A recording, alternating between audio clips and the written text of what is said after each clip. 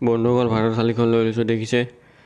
আজি অলপমান আইটেম আছে, যিহেতু এইফালে দেখিছে কাজি নেমু লৈ লৈছোঁ, এইফালে কুন্দুলি ভজা আছে আৰু এইফালে চালাড আছে, গাজৰ আৰু বিটৰুট, আৰু এইফালে আপোনাৰ বেঙেনা ভজা আছে, এইফালে পাপৰ লৈছোঁ, এইফালে দাইল ভাত আছে।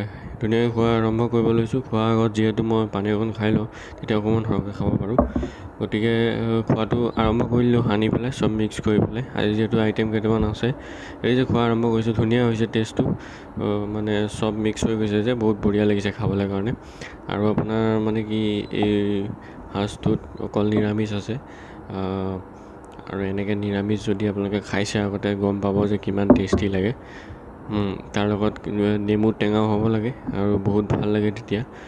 চালাডটো হ'লে মানেতো আৰু কথাই নাই, খাই পেলাই মানে কি অলপমান বেছিয়ে ভাল লাগে। এতিয়া নেমু চেপি লৈছোঁ দেখিছে। ইয়াৰ যোনটো সোৱাদ মানে এক নম্বৰ সোৱাদ হৈছে কৈছোঁ নহয়, পূৰা ধুনীয়া হৈছে। গতিকে